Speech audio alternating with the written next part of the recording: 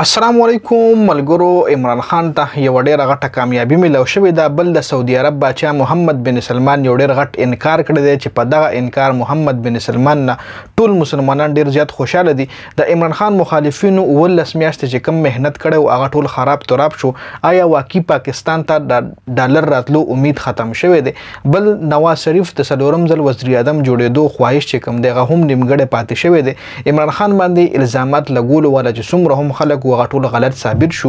بشرا بیبي په اسلام آباد کې های کورټ کې یو ډېر اهم درخواست جمع کړی دی. بل عمران خان تر اوسه پورې خپل بچو سره په ویډیو کال باندې خبرې ولې نه کړي. کله چې عمران خان گرفتار شوی دی نو هغه نه پس عمران خان خپل بچو سره په ویډیو کال باندې خبرې نه کړي. د حواله سره ډېر اهم تفصيلات په دې ویډیو کې تاسو سره شریک کیږي. ویډیو خپل هم مکمل وګورئ او مخکې ملګرو سره ضرور شریک کړئ. راځو جی ټول اپډیټس ته. عمران خان ته څنګه غټه کامیابی ملو شوې ده. محمد بن سلمان څنګه یو ډېر غټ انکار کړی دی چې په دغه انکار محمد بن سلمان د ټولو مسلمانانو زړونه ګټلي دي. په دې باندې بعد کې خبره کوو. ټول نه پیله د عمران خان حواله سره خبره کوو چې کم خلکو چې په عمران خان باندې الزامات لګول هغه ټول خلک دروغجن ثابت شوي دي.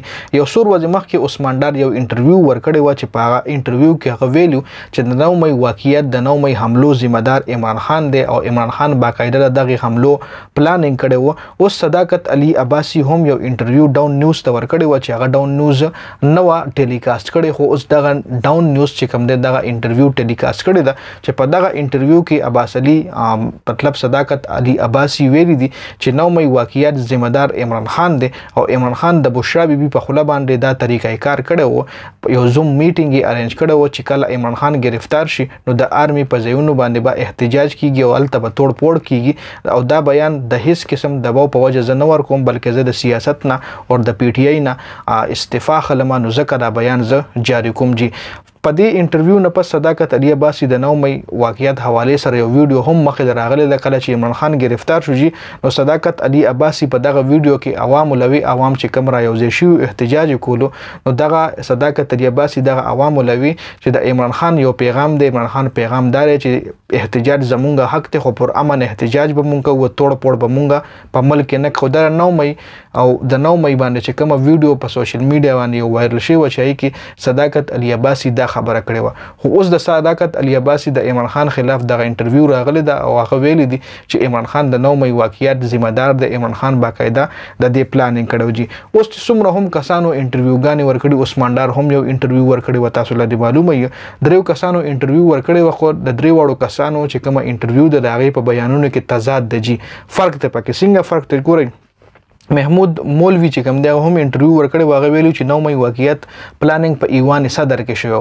بیا عثمان ډار وی چې نه 9 مې واقعیت چې کوم 9 مې حمله پلانینګ و د هغه پلانینګ په زمان پارک کې شوی. صداقت علي عباسي وی چې نه 9 مې حمله پلانینګ په زوم میټینګ کې شوی. مونږ زوم میټینګ باندې عمران خان سره په لایو کال باندې هغه کې عمران خان په دې کې د 9 مې چې کوم حمله وی د هغه پلانینګ په زوم میټینګ کې شوی. جی نو په زوم میټینګ کې شوی په زمان پارک کې شوی په ایوان صدر کې شوی. ذکر درې وړو کسانو بیانات چې کوم دی یو بل نه جدا جدا. جی اوس عمران خان حواله سره خبره کوو. جی عمران خان ته څنګه کامیابی ملو شوې ده او محمد بن سلمان څنګه د مسلمانانو زړونه ګټلي دي. سمي ابراهيم صحافي دی یو د هغه د دې خبره انکشاف کړي و یو غټ انکشاف کړي څنګه چې تاسو له معلومه چې عمران خان اسرائیل تسلیم کولو نه صفا انکار کړو. جی چې اسرائیل سره مونږ ترغه نه کینو چې ترسو اسرائیل فلسطین تخپل حقوق نه ورکړي. دا بیان عمران خان ډیر مخکې جاری کړو. جی خو اوس سعودي عرب حواله سره دا خبر ډیر زیات وایرل شو چې سعودي عرب اسرائیل تسلیم کولو والده او مذاکرات ورسره باقاعده شروع دي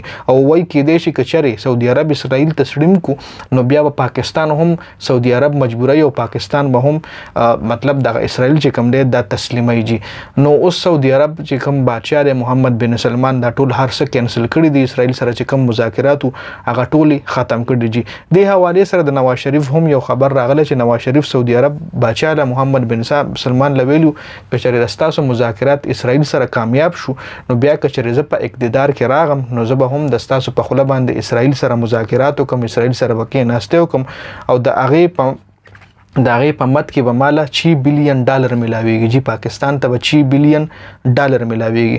خو اوس محمد بن سلمان انکار کړی دی او سعودي عرب سره د خپل ناستې پاستې د هغې چې کوم مذاکرات وو هغې بیخي ختم کړي دي چې کوم دغه د دوو فلسطین او د اسرائیل چې کوم جړه روان دی په دې وجه باندې.